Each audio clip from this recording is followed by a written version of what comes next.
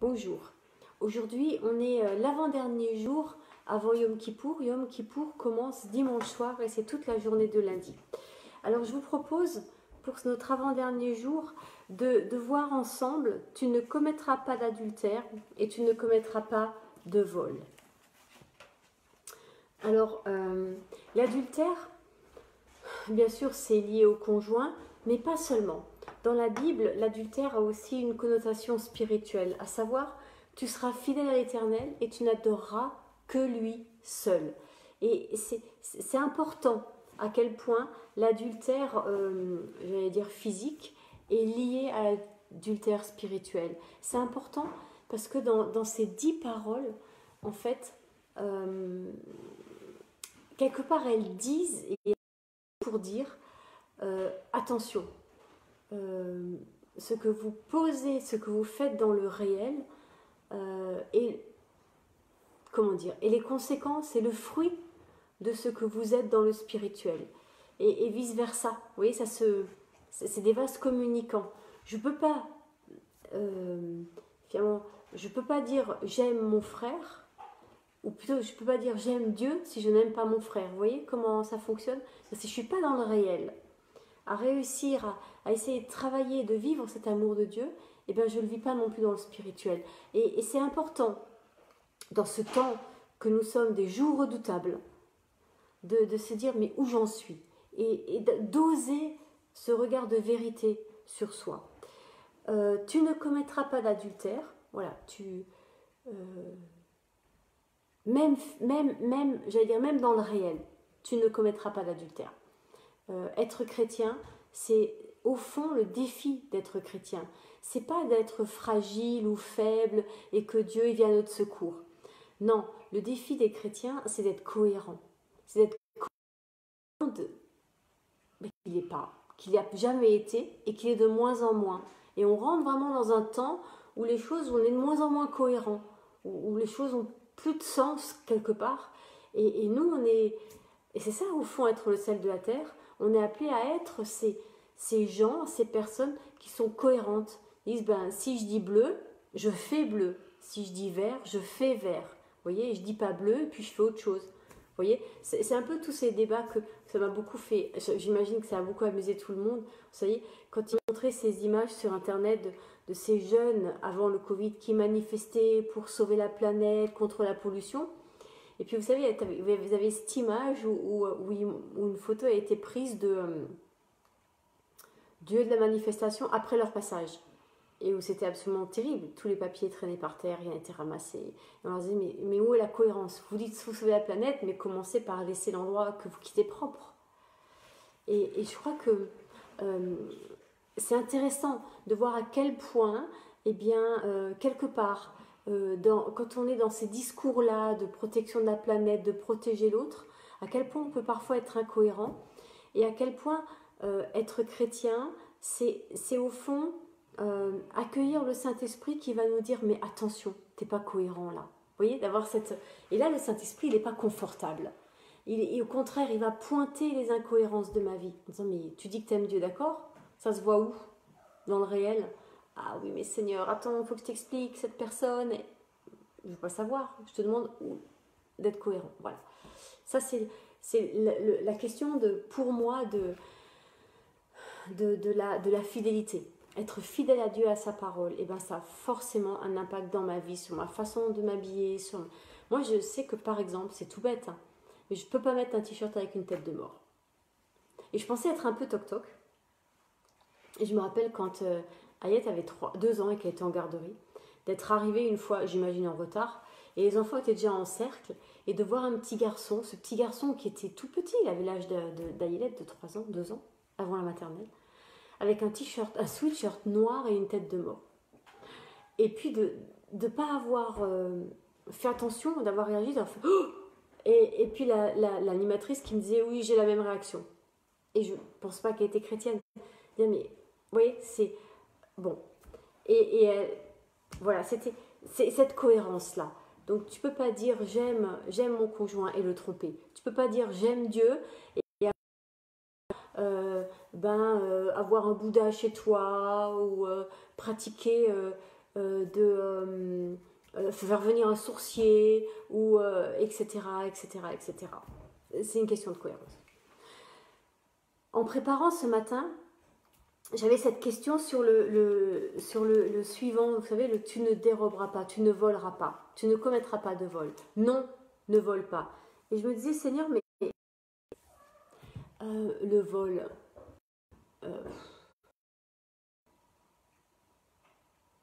ouais, vous voyez, le vol. J'arrivais pas à trouver en quoi c'était grave le vol. Vous voyez, c'est grave de dire ça. Il y avait quelque chose il me semblait qu'il y avait une dimension dans le vol que je comprenais pas.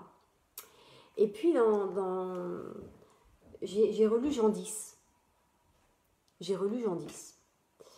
Et tout d'un coup, quelque chose s'est allumé en moi.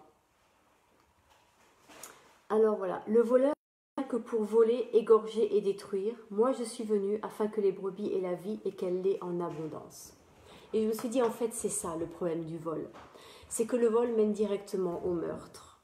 L'adultère mène aussi directement au meurtre. Vous voyez, du coup, d'avoir mis le meurtre en premier, eh bien, il y a quelque chose qui est finalement illogique. Le meurtre, finalement, c'est comme si le texte disait, ne tue pas, et voilà comment ça se décline, le meurtre. Et c'est là qu'on rentre dans une autre dimension. Voler, c'est pas que voler quelque chose à quelqu'un. Ça va plus loin que ça. Voler, c'est horrible à dire, hein, mais quelque part, ça me connecte directement à l'ennemi et au côté obscur de la force. Et c'est la mort. Le vol est symptomatique, un symptôme de la mort en moi, de ce que Jésus n'habite pas en moi, de ce que Yeshua n'a pas fait sa demeure en moi. Et du coup, je suis vide. Et je cherche à me remplir. Vous voyez, c'est intéressant, c'est un peu psychanalytique quand même, mais c'est éminemment lisse. Voilà. Le voleur vient pour voler, dérober, égorger. Il vient pour égorger, il vient pour tuer. Le mot égorger est intéressant d'ailleurs, hein, vous noterez, mais je n'irai pas plus loin. Donc, Jésus qui dit « Je suis le bon berger, je donne ma vie pour les brebis ». Lui, on ne lui vole pas sa vie, il la donne. Et je trouvais ça extrêmement important de se rappeler que je peux me contenter de ce que j'ai parce que c'est le bon berger qui me conduit. Et vous savez que je suis dans une situation particulière vu que j'ai tout abandonné, le ministère, les sécurités financières, matérielles, tout ça. Et d'être défiée, alors que je suis partie quand même avec armes et bagages, en dirons-nous, et d'être défiée dans ma confiance au Seigneur, d'être défiée là, dans ce lieu-là, dire mais Seigneur, et au fond de répondre à cette question, est-ce que tu me fais confiance? Jusqu'à où tu me fais confiance? Vous voyez, c'est toujours ça. Et Dieu, il repousse chaque fois les limites, il élargit notre espace, et la question elle est sur la confiance. Jusqu'où tu me fais confiance? Jusque-là? Jusque-là? Jusque-là? Et ce qui est bon, et là où le Seigneur est bon, c'est qu'il y va par étapes. Il ne demande pas d'un coup, par étapes. Et je suis reconnaissante, finalement, de ce qui ne m'est pas demandé quand j'avais 20 ans de tout quitter, de tout lâcher, j'en aurais été incapable. Et maintenant, à presque 50 ans, parce que 48, on peut dire 50 ans, on ne va pas se mentir, hein, 50 ans. Et ouais, je suis capable d'entrer dans cette dimension. Ça ne veut pas dire que je n'ai pas les choucottes, hein, mais quand même, de laisser le Seigneur me travailler. Et c'est ça, au fond, quelque part, qui me passionne. C'est ce travail que le Seigneur, il fait en moi. Et je me dis, mais Seigneur, t'y crois. T'y crois en moi. Tu y crois. Tu y crois pour continuer de venir, travailler ma vie, pour la purifier. Vous voyez, hier, j'ai dit que c'était une journée où j'ai été humiliante. Alors, on parle de l'humilité, mais on ne se rend pas compte que l'humilité, ça va avec l'humiliation. Et quand on est humilié pour de vrai sur des choses concrètes, waouh, c'est pas évident. Et là c'est pareil, c'est tout ça parce que c'est dans le réel. Et c'est pour ça qu'il faut trouver cet équilibre entre les 5 premières paroles et les 5 dernières. Les 5 premières sont spirituelles. Tu aimeras l'Éternel ton Dieu, et tu le serviras lui seul, tu ne te feras pas d'idole. Et on pense tous qu'on est dans ça. qu'on n'a pas d'idole, qu'on n'a pas de machin, jusqu'à ce que le Seigneur pointe des choses, j'allais dire réelles. T'as pas d'idole, donc je peux te prendre ça. Ah oui, non mais attends Seigneur, écoutez, oui, c'est... t'as pas d'idole, mais, vous voyez, et là le Seigneur il pointe des choses. Et on est dans un temps peut-être particulièrement un peu comme ça. Peut-être aussi parce que la tempête vient dans le monde et on sait que c'est un temps difficile, mais c'est aussi un temps de témoignage et d'entrer dans ce qu'on entend des témoignages. C'est des gens qui ont tout donné pour le Seigneur et qui l'ont vu agir. On connaît plein des témoignages comme ça et c'est bientôt une journée pour Porte Ouverte de rendre témoignage de ce qui se vit dans d'autres pays et de ce que nous, on connaît intellectuellement, mais qu'on n'a pas vécu dans notre chair. Et je crois que ce temps-là vient aussi pour nous et d'être prêt à avoir cet équilibre entre ne pas voler. Voilà. Alors, j'ai peur de l'avenir, des choses, et je pourrais me mettre à voler dans les magasins. Non, Seigneur, je ne vole pas dans les magasins. Oui, c'est des choses toutes bêtes, hein, mais ça ne m'avait pas traversé l'esprit avant que je le dise, mais c'est important. Parce qu'il y a des gens qui sont obligés de le faire et qui le font, et de tenir ferme, de dire non Seigneur, je ne ferai pas ça. Pas, par exemple, de ne pas faire l'entretien de la chaudière, parce que c'est encore une fois une facture, un truc à payer. Et puis, oh, je m'en fiche. Je dis ça parce que les gens avant moi, ici, ne l'ont pas fait. Et du coup, mais du coup, c'est compliqué avec les assurances, machin. Oui, en fait, plein de choses. Mais d'être droit, d'être vraiment droit. De pas tricher avec les impôts, de pas tricher, de payer ses contraventions, voilà, c'est toutes ces choses, de pas voler l'État. Au fond, même si lui, quelque part, parfois, il nous vole, mais de dire Seigneur, donne-moi le juste équilibre entre ne pas les voler, mais ne pas me laisser voler. Parce qu'il n'y a pas de raison non plus, hein, on n'est pas appelé en tant que chrétien à se donner le bâton pour se faire battre. Des coups, on les prendra de toute façon. Mais d'être dans cette confiance du Seigneur, parce que aucun serviteur n'est plus grand que son maître. Et la manière dont ils m'ont traité, ils vous traiteront de cette manière. Donc il n'y a pas de surprise. Mais que nous, on reste d'équerre. Vous savez, d'équerre, c'est comme ça. L'équerre, voilà, c'est comme ça une équerre. C'est droit. C'est aligné sur le Seigneur. Qu'on reste vraiment aligné sur le Seigneur, sur sa parole. Et donc aujourd'hui, ne vole pas. Ne vole pas, ne vole rien, ne vole personne. Paye tes dettes. Et c'est un moyen. Et j'en connais plusieurs là, sur Internet pour qui c'est difficile, parce que les circonstances économiques sont vraiment, vraiment, vraiment difficiles. Tiens, mais tenons ferme et vraiment entendons cette parole que Jésus a dite. C'est Plume qui vient nous voir. Plume, allez, pousse-toi, Plume. Voilà. Entendre vraiment cette parole que Jésus a dite aux soldats romains. Ne prends pas plus que contente-toi de ta solde. C'est Jean-Baptiste. Contentez-vous de votre solde. Voilà, contente-nous et Dieu pourvoira pour le reste. Et c'est là où on peut se faire grâce les uns aux autres et vraiment être connecté au Seigneur et dire mais avec qui je peux partager, à qui je peux donner. Je vous avais raconté pendant le confinement qu'avec mes poules que je pouvais partager mes œufs. Bon alors certains sont un peu loin, mais j'ai toujours des œufs à partager. Donc si vous avez besoin, n'hésitez pas à me demander et qu'on puisse s'entraider.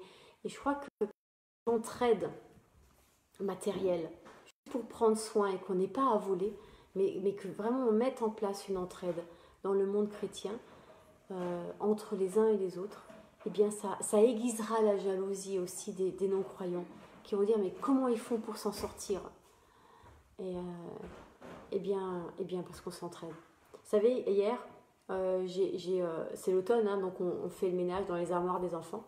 Et puis j'avais un gros sac d'habits qui n'allait plus à Ayelette. Et je connaissais une famille et j'ai donné.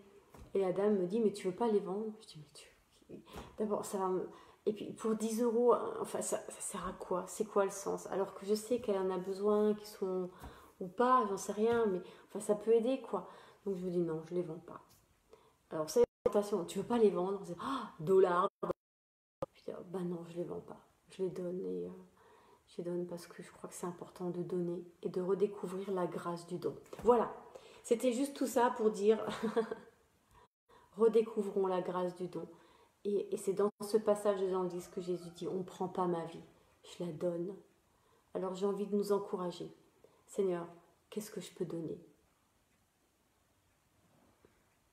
Et peut-être soyons comme la veuve, donnons un peu plus que le superficiel ou ce qu'on a en trop. Dieu est bon. Et que dans ce temps, dans ce dernier jour, puisque c'est demain soir qu'on fait Soukot, qu'on rentre dans Yom Kippour, pardon, qu'on puisse vraiment continuer ce temps avec le Seigneur. Soyez bénis et encouragés. À tout à l'heure, 18h pour Havdalah. Et je vous aime.